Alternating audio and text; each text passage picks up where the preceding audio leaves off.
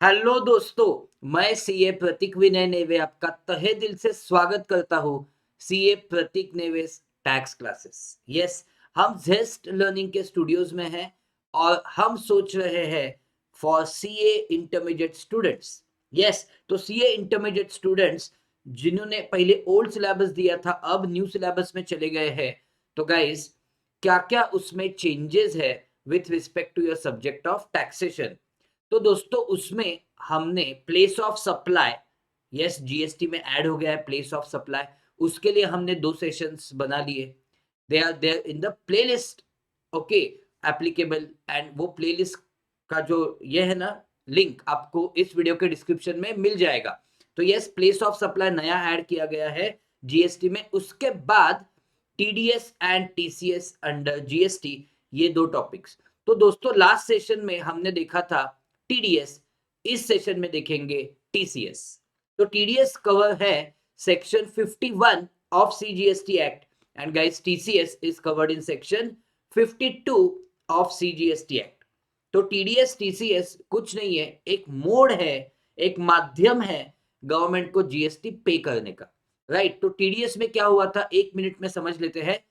TDS में notified cases में क्या करना था, रेसिपिएंट ऑफ सप्लाई जब सप्लायर को पेमेंट करता है तो दोस्तों ही विल नॉट पे entire GST, okay, he will deduct 2% of value of supply.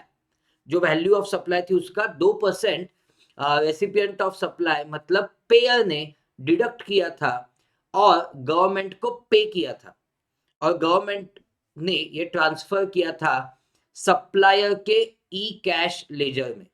So eventually full GST जो ड्यू है वो गवर्नमेंट को चला गया। ओके, क्या हुआ, मैं रेसिपिएंट ऑफ सप्लाई था, मतलब हमारे एग्जाम्पल में मैं गवर्नमेंट था, ओके, जिसने कुछ कॉन्ट्रैक्ट का मतलब कुछ काम करके लिया था एल से।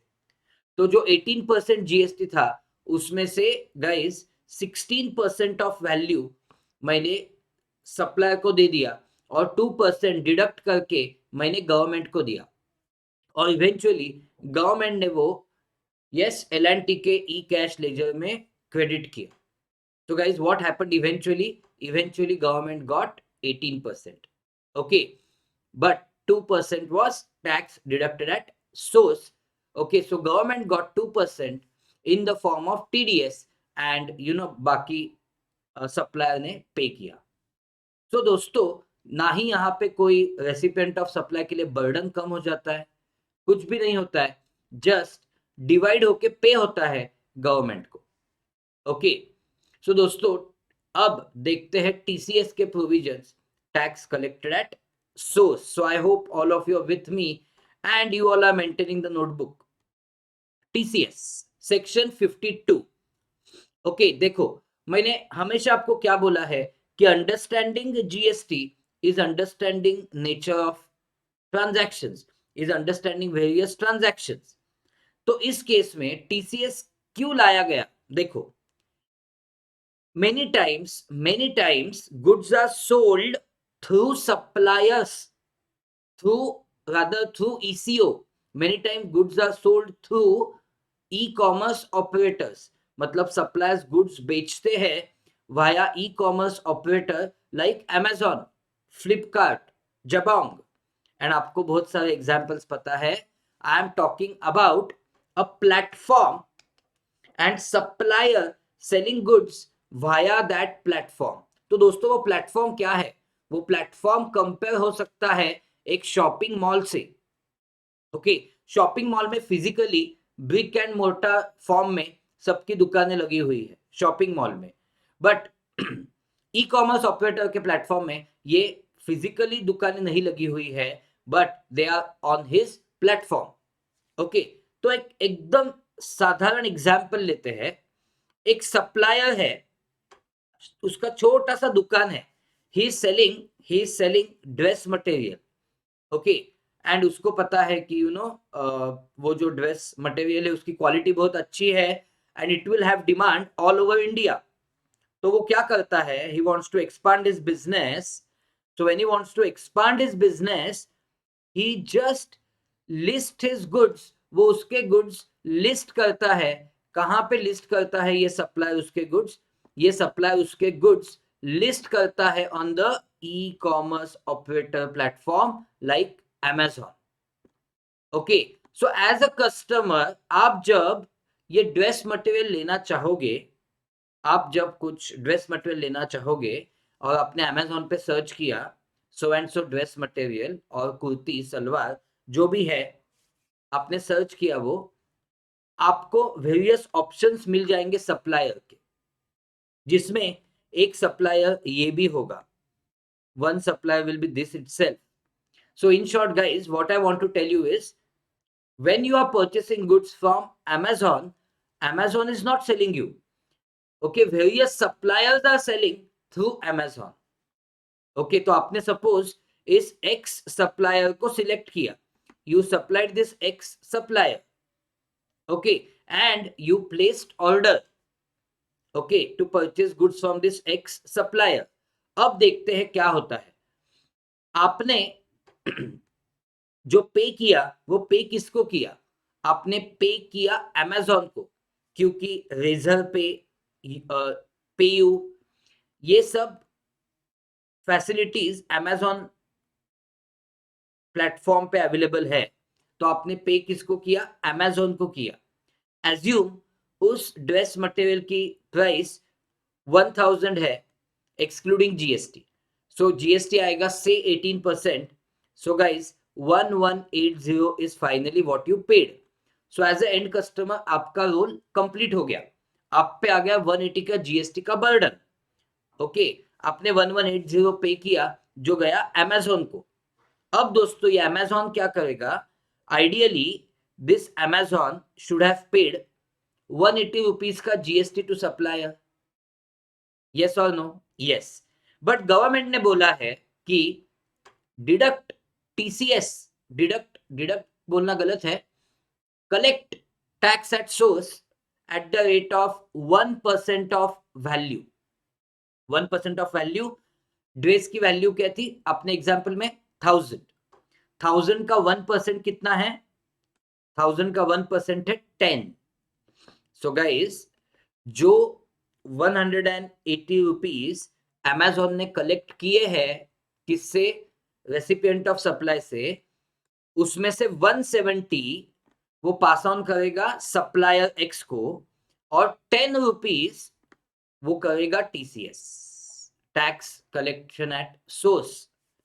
मतलब 180, ऐसा सोचेंगे कि 170 चले गए एक्स को, 10 रुपए खुद के पास वो रखेगा, कौन?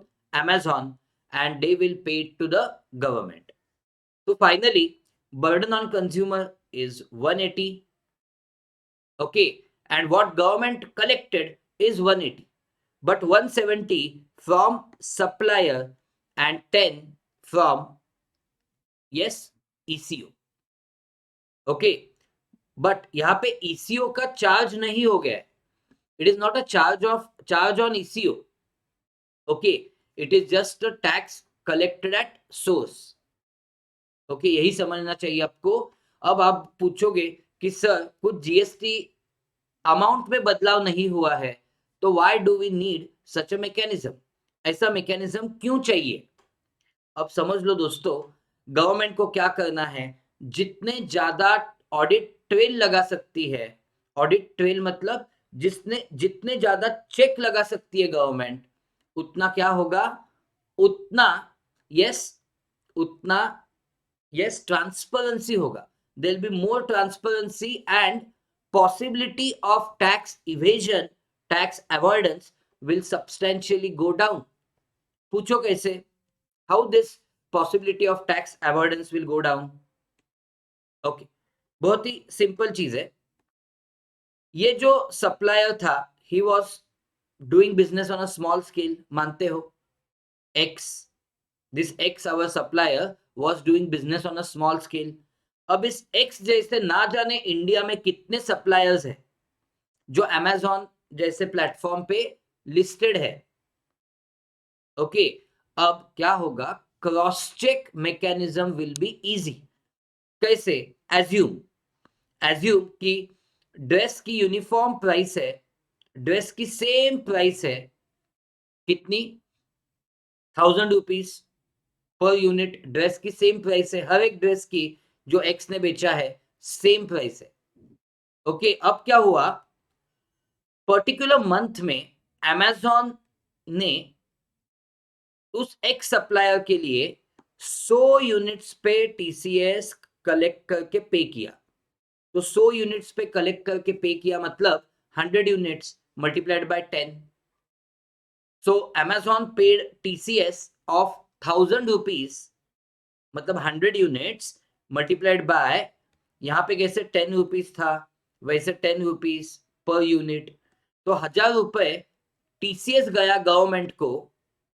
1000 rupees is the TCS gone to government. Okay, on account of this X, on account of this X, but इस X ने उसका रिटर्न फाइल करते वक्त आउटवर्ड सप्लाई मतलब सेल दिखाया सिर्फ 90 यूनिट्स का. अब देखो, चोरी पकड़ी जाएगी. किसकी चोरी पकड़ी जाएगी? एक्स की चोरी पकड़ी जाएगी. कैसे पकड़ी जाएगी एक्स की चोरी? बिकॉज ऑलरेडी गवर्नमेंट नोज कि X has executed sale of 100 units via Amazon, but guys, X is showing only 90 units. तो अब पर्दाफाश हो गया X का. Now government can ask for justification to X that why he is declaring less sales. So in short, under declaration of this 10 units can be questioned. Again, under declaration of this 10 units of course can be questioned. Are you getting the point? तो ये cross check establish करने के लिए guys, ये cross check establish करने के लिए बहुत इंपॉर्टेंट है. क्या? ये क्रॉस चेक एस्टेब्लिश करने के लिए बहुत इंपॉर्टेंट है टीसीएस. ओके, और टीसीएस के प्रोविजंस सिर्फ और सिर्फ ऐसे केस में ही आएंगे. ओके, अब फॉर्मली देखते हैं टीसीएस के provisions. Section 52, because 51 is TDS, 52 is TCS. Collection of tax at source. बहुत अच्छे से वर्डिंग्स पे ध्यान देना. ये बेयर एक्ट के वर्डिंग्स है. Okay, see if you can connect to them. अगर इससे कनेक्ट हो पाए तो नथिंग लाइक इट. देखो, section 52, notwithstanding anything to the contrary contained in this act, every ECO, every e-commerce operator, okay, hereafter in this section referred to as operator, not being an agent, shall, so compulsory है ये, shall collect an amount, shall collect an amount. कितनी amount? Calculated at such rate not exceeding 1%. So guys, एक समझना होगा, this 1% is maximum rate of TCS and वो दिया गया है सीजीएसटी एक्ट में, मतलब करस्पॉन्डिंग आएगा एसजीएसटी एक्ट में. तो guys, maximum rate of TCS will be 2%. 1% यहां से, 1% एसजीएसटी एक्ट से. Okay, as may be notified by government, but government ने अभी नोटिफाई किया है 0.5% सीजीएसटी, 0.5% एसजीएसटी. ओके, इसलिए टोटल लिया हमने 1%. Okay, on sorry, as may be notified by government on recommendations of council of the net value of taxable supplies, of the net value of taxable supplies. ये समझना चाहिए आपको. Net value of taxable supplies का 1% made through it, मतलब made through such ECO by it, made through it by other suppliers where consideration with respect to such supplies is to be collected by the operator.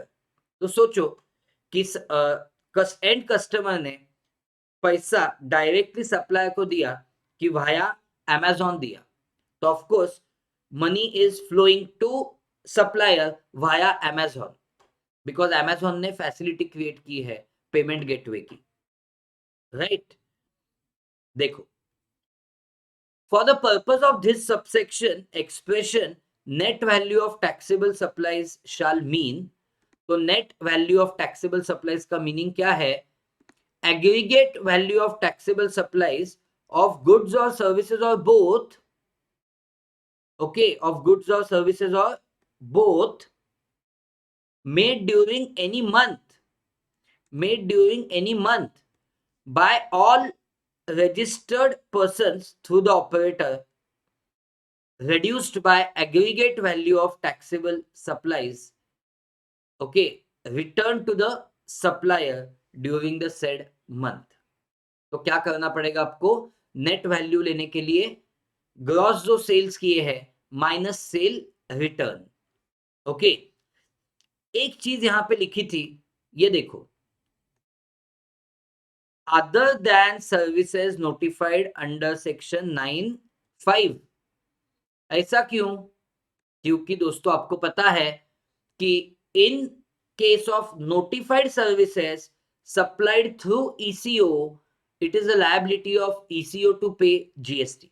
तो 9(5) में हमने देखा है motor cab, मतलब वो cab वाली services supplied via app called as app like Ola, उसमें तो लायबिलिटी ही ओला की बन जाती है, तो वहां पे टीसीएस का सवाल आएगा ही नहीं, क्योंकि Ola is originally responsible to pay GST. और एक एग्जाम्पल मतलब और एक नोटिफाइड सर्विस है accommodation service, accommodation service supplied through e commerce operator, okay, accommodation service supplied by unregistered persons through e commerce operator, मतलब वो ये service which is supplied via OYO Airbnb, तो उसमें लायबिलिटी ओयो एयरबीएनबी की हो जाती है। So again there is no question of TCS in that case. And lastly वो एग्जांपल देखा था housekeeping services supplied by unregistered person through eco like urban company, तो वहां पे लायबिलिटी ही अर्बन कंपनी की हो जाती है। So there is no question of TCS. TCS का सवाल ही नहीं आएगा, क्योंकि सप्लायर की लायबिलिटी नहीं है, liability is itself pushed on the ECO, okay. तो ये हमें बहुत अच्छे से समझना है।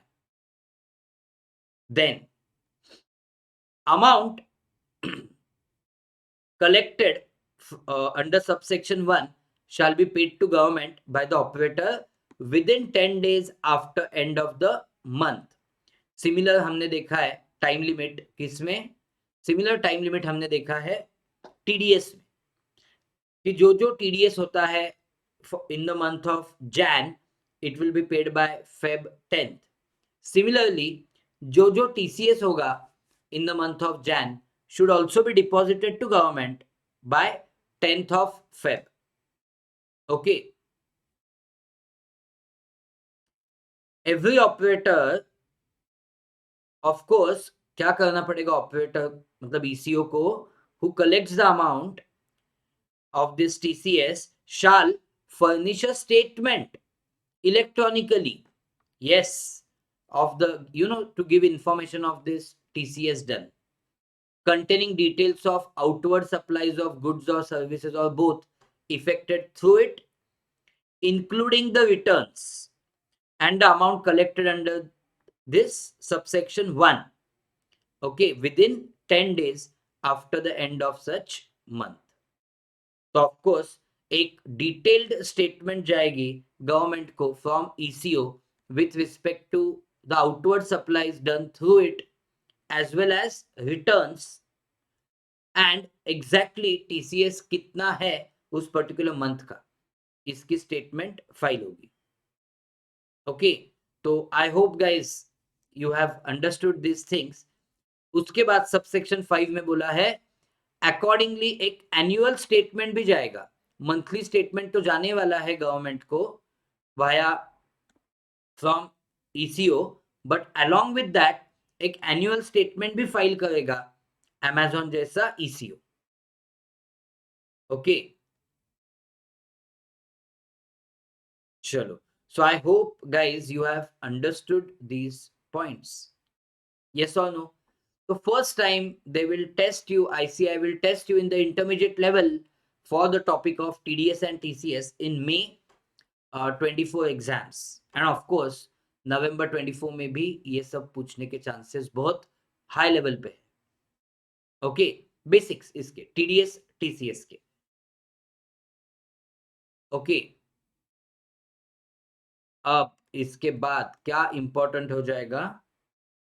Of course supplier who has supplied the goods और सर्विस और बोथ थ्रू द ऑपरेटर, मतलब अपने एग्जांपल में वो एक्स जो सप्लायर था, जो ड्रेस मटेरियल बेच रहा था, वो क्या करेगा? शाल क्लेम क्रेडिट. ओके, शाल क्लेम क्रेडिट कहां पे? इन इज इलेक्ट्रॉनिक कैश लेजर. तभी पॉसिबल हो जाएगा वो ट्रांजैक्शन सेटल होना. मतलब क्या हुआ था अपने हाइपोथेटिकल एग्जांपल में? अमेजोन ने 170 रुपीज पास ऑन किए थे एक्स को एंड 10 रुपए खुद के पास रख के वो गवर्नमेंट को पे किए थे. गवर्नमेंट वो ट्रांसफर करेगा एक्स के ई कैश लेजर में और खुद एक्स पे करेगा 170 रुपीज. तो देखो ट्रांजैक्शन हो गया कंप्लीट, क्योंकि एंड कस्टमर से कलेक्ट किया था 180, वो 180 गया गवर्नमेंट को. ओके, तो ऑब्वियस सी बात है वो. एंड ये देखो सबसेक्शन 8 जो क्रॉस चेक में बोल रहा था, details of supplies furnished bye every operator shall be matched with corresponding details of outward supplies. Okay, furnished by concerned supplier registered under this act in such manner and within such time as may be prescribed. Matching होंगे details के. Okay, जितना outward supply x बोल रहा है, क्या उतने का ही detail yes Amazon ने दिया है with respect to supply X? ये मैचिंग होगा. Okay, and where the details of outward supplies furnished by operator मतलब Amazon do not match with corresponding details of supplier मतलब X, then क्या होगा? Tension, tension की बात आ गई.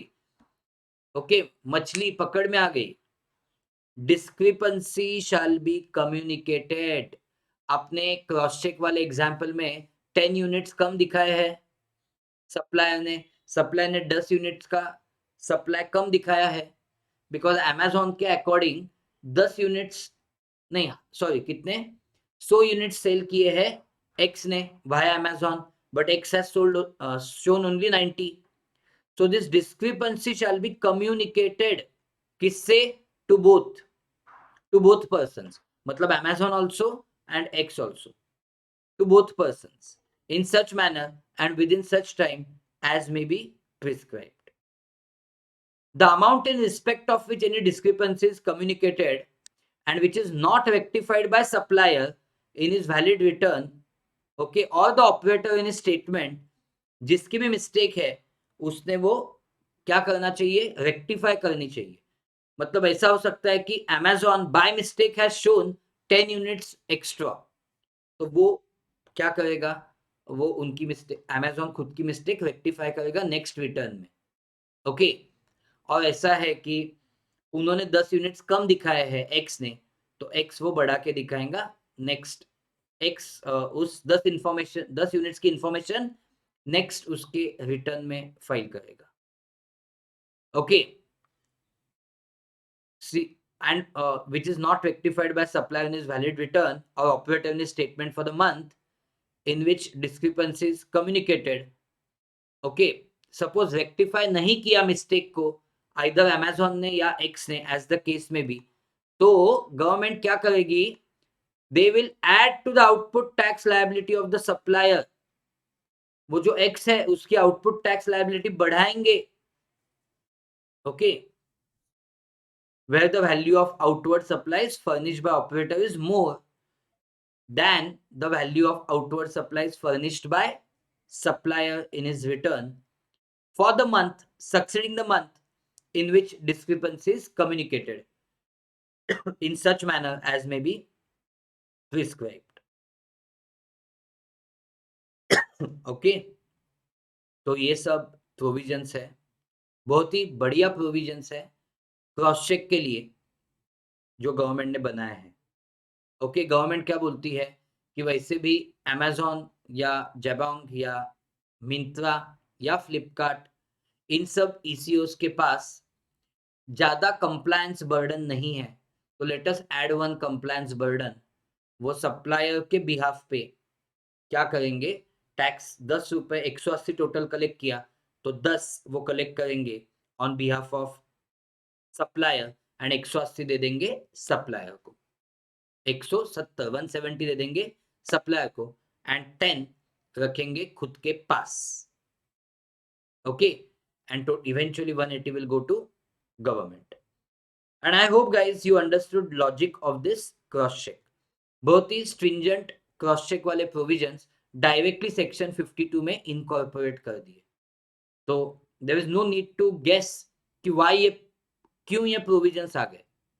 ऑफ कोर्स ये प्रोविजंस आ गए क्रॉस चेक के लिए, 52 ने खुद ने बता दिया। ओके, सो यहां पे एक एग्जाम्पल देखते हैं। So you will be asked just the basic concept of TCS. Example देखो, there are many e-commerce operators like Amazon, Flipkart, Jabong operating in India. These operators display on their portal बोल सकते हो, platform बोल सकते हो, products as well as services which are actually supplied by some person, by some other person to the consumer. Okay, the goods or services belonging to other suppliers are displayed on the portals of operators and consumers. Okay, buy such goods services through these portals.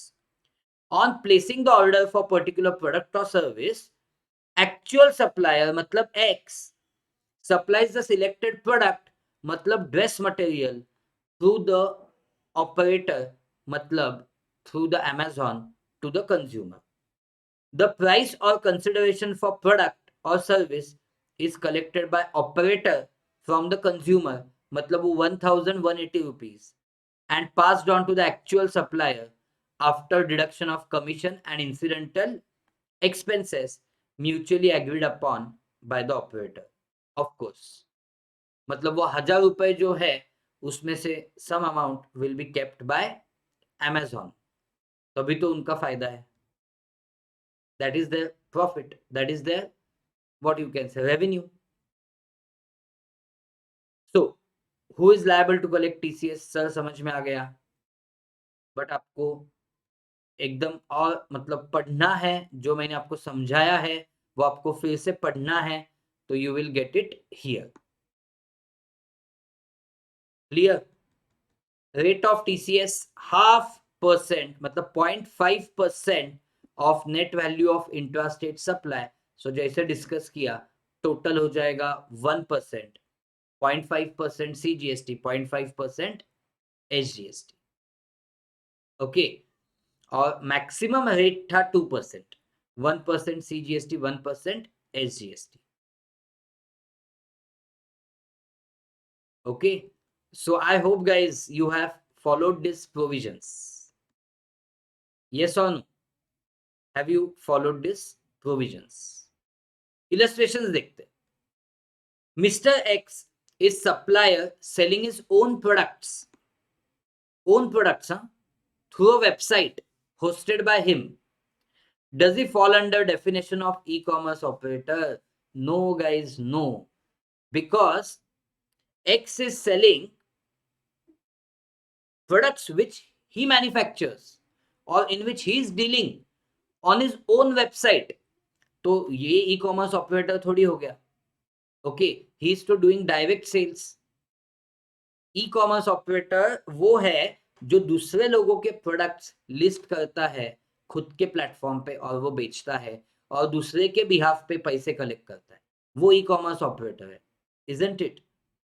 तो देख लो, as per definition of section 2 clause 44 and section 2 clause 45 of CGST Act, Mr. X will come under definition of an e-commerce operator, but according to section 52 of the act, कौन सी act आपको पता है? CGST act. TCS is required to be collected on net value of taxable supplies made through it by other suppliers, where the consideration is to be collected by ECO. In case where someone is selling their own products through website, there is no requirement of collecting tax at source. Okay, समझा सबको? सो अगर मैं खुद के website से बेच रहा हूं तो क्या होगा? डायरेक्टली मैं 1000 प्लस 180 ले लूंगा कस्टमर से और उसमें से 180 गवर्नमेंट को पे करूंगा, ट्रांजैक्शन ही खत्म. So basically my own website is like my own shop. तो उसमें क्या टीसीएस आ गया? टीसीएस का कुछ सवाल ही नहीं आया, क्योंकि मुझे जो मिलना था वो मैंने ही डायरेक्टली कलेक्ट किया है कस्टमर से, इजंट इट? बट इसमें क्या हुआ था ऑपरेटर के केस में? मुझे जो मिलना था एज अ एक्स, मैंने वो मुझे वो मिला है वाया अमेज़न, तो इसलिए टीसीएस का सवाल आया था. Okay, that's why issue of TCS. Okay, check. If Mr. A purchase goods from different vendors and in turn Mr. A is selling them on his own website under his own billing, is TCS required to be collected on such supplies? Okay, so all these illustrations will make you fundamentally very strong. Fundamentals आपके बहुत basic strong हो जाएंगे अगर आपने illustrations ठीक से किए. सीधा सवाल एकदम. मैं मिस्टर ए हूं, मैंने X Y Z L M इन सबसे गुड्स परचेस किए गाइस, परचेस किए. मैंने इनसे गुड्स परचेस किए और खुद के वेबसाइट पे होस्ट किए और बेचे खुद के बिलिंग पे. So guys, I am not operator, I am not e commerce operator. Okay, मतलब टीसीएस नहीं आएगा. क्यों नहीं आएगा? Because they are not selling goods via me. It is just mister A myself selling goods. मैंने उनसे goods purchase करके खुद के नाम पे बिलिंग किया है. तो guys, I am a trader, I am a dealer in those goods. Okay, I have not hosted those X Y Z L M. उनके गुड्स मैंने मेरे वेबसाइट पे होस्ट नहीं किए हैं. मैंने क्या किया है? मैंने वो परचेस करके खुद के दम पे बेचा है. Okay, so I am no longer liable for TCS in this case. So no. According to section 52, TCS is required to be collected, okay, on so and so taxable supplies made through ECU by other suppliers where consideration is to be collected by ECU. In this case, there are two transactions. A purchases goods from vendors and those goods are sold to his own website. ये तो typical chain हो गई. Okay, A पर X sales to A sales to customer. ये typical क्या हो गई? Chain हो गई. तो इसमें ऑफ कोर्स टीसीएस नहीं आएगा. Okay, for the first transaction GST is leviable and will need to be paid by vendor, on which of course credit matlab ITC is available to A. And second transaction is supply on own account of A, okay, and not by other suppliers, and there is no requirement to collect tax at source. Okay, बिल्कुल TCS का सवाल ही नहीं आएगा. Okay, ये जो दो illustrations लिए उसमें. So I hope guys this topic is absolutely clear, crystal clear to all of you. Okay, उसके बाद CBIC, that is Central Board of Indirect Taxes and Customs, has given 29 FAQs on this. So आपको चाहिए तो आप ये FAQs भी एक बार पढ़ सकते हो आपके नॉलेज के लिए. But I don't think it is needed. But still I have kept them. मैंने यहाँ पे नोट्स में वो yes insert करके रखे हैं, तो you may go through it. Okay, so guys, I hope you are getting a lot of confidence in GST. And ये जो एक्स्ट्रा टॉपिक्स थे आपके, जो ओल्ड में नहीं थे बट न्यू में आ गए, उसमें भी आपको एकदम अच्छे से कॉन्फिडेंस आ गया है? Yes sir, absolutely absolutely. So guys, इसी वे से हमने सब topics, all topics of GST as well as income tax we have covered in our main batch. So if anyone wants to avail main batch, he or she is welcome to contact us. Where can we contact you, sir? बहुत simple है, 9028777829 ये अपना contact number है. Just WhatsApp us. Okay, we will give you details of the entire recordings and entire lectures that keep on happening. So guys, जाते जाते बोलूंगा, if you are new to this channel, guys subscribe to the channel and hit the bell icon, ताकि आपका कोई भी ऐसा important video miss ना हो जाए. और आपको ये कॉन्सेप्ट समझ में आ गई है, so guys don't feel shy, share it with your friends, because जब आप शेयर करोगे तो ऑब्वियसली उनका फायदा होगा. तो in turn it will create a wonderful positive vibe. Okay, so इसी जोश से, इसी उल्लास के साथ पढ़ते रहेंगे, आगे बढ़ते रहेंगे. So thank you so much, wishing you all the best. CA Prateek Neve from Zest Learning Studios signing off. मिलते हैं नेक्स्ट सेशन में. Bye bye guys.